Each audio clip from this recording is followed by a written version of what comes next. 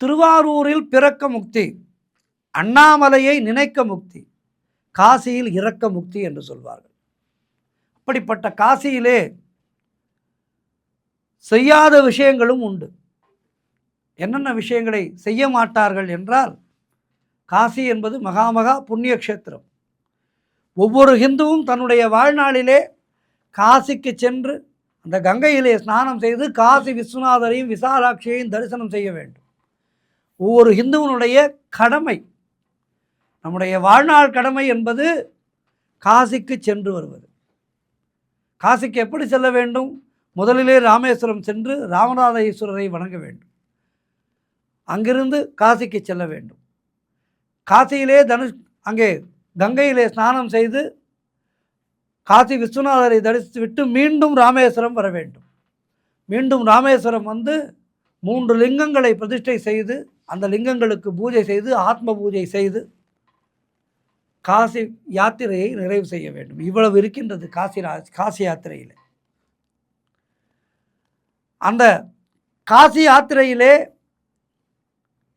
காசி நகரத்திலே செய்யாத செயல்கள் என ஒரு சில உண்டு. ஆன்மீக மரபுகள். அது என்ன என்று பார்த்தோம் என்றால், மிக மிக புனித க்ஷேத்திரமாக கருதப்படுகின்ற காசியிலே, அதாவது வாரணாசியிலே, அந்த வாரணாசி என்பது சிவபெருமான் உருவாக்கிய நகரம். எப்படி மதுரை என்பது மீனாட்சி சுந்தரேஸ்வரர் சிவபெருமான் உருவாக்கிய நகரமோ அதுபோல காசி என்பதும் சிவன் உருவாக்கிய நகரம்.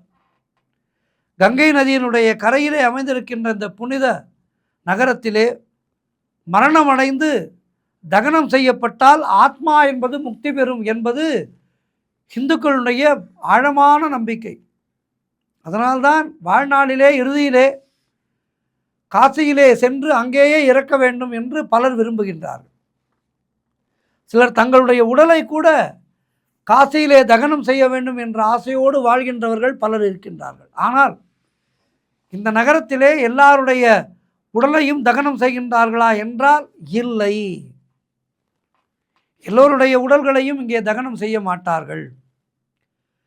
பல நூற்றாண்டுகளாக பின்பற்றப்பட்டு வருகின்ற ஒரு மரபின்படி 5 வகையான நபர்களுடைய உடல்களை காசியிலே தகனம் செய்ய மாட்டார்கள். அது என்ன 5 வகையான நபர்கள் என்றால், இந்த 5 வகையானவர்கள் யார் என்று பார்த்தோம் என்றால் நமக்கு ஆச்சரியம் ஏற்படுகின்றது. முதலாவதாக வருவது குழந்தைகள். அதாவது 12 வயதுக்குள்ளாக இருக்கின்ற குழந்தைகள் யாருக்கும் ஏற்பட வேண்டாம். அப்படி 12 வயதுக்குள்ளாக இருக்கின்ற குழந்தைகள் ஏதோ ஒரு காரணத்தினாலே மரணமடைந்து விட்டால் அவர்களுடைய உடல்கள் எரிக்கப்படுவதில்லை. அவர்கள் தூய்மையான ஆத்மாக்களாக கருதப்படுகின்றார்கள். அவர்கள் பாவமற்றவர்கள் ஆகையால், உலக ஆசையிலே வசப்படாதவர்கள் ஆகையால், தெய்வீக ஆன்மா கொண்டவர்கள்.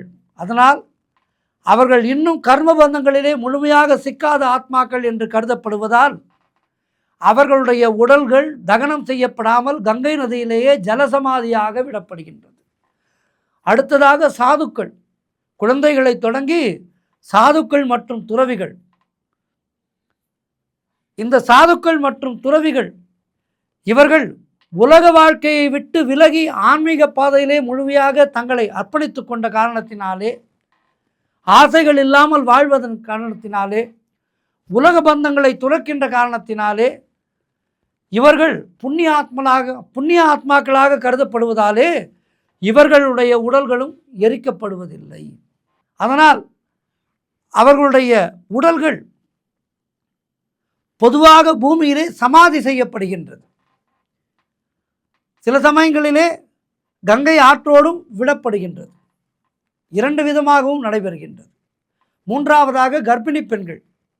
ஒரு கர்ப்பிணி பெண் என்பவள் மரணமடைந்து விட்டால் அவரது உடலிலே 2 உயிர்கள் நிலை பெற்றிருப்பதாக கருதப்படுகின்றது. அதனால் பல இடங்களிலே அவர்களை தகனம் செய்யாமல் கங்கை நதியிலே ஜலசமாதியாக விடுகின்ற மரபு கடைபிடிக்கப்படுகின்றது.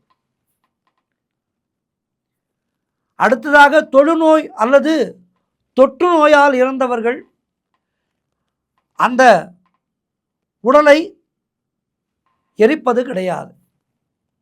பழைய காலங்களிலே சுகாதார வசதிகள் குறைவாக இருந்த காரணத்தினாலே நோய்கள் மற்றவர்களுக்கு பரவிவிடும் என்ற அச்சத்தினாலே அவர்களையும் இந்த தகன நிலையிலிருந்து தள்ளி வைத்து விட்டார்கள். தகனம் செய்வதில்லை.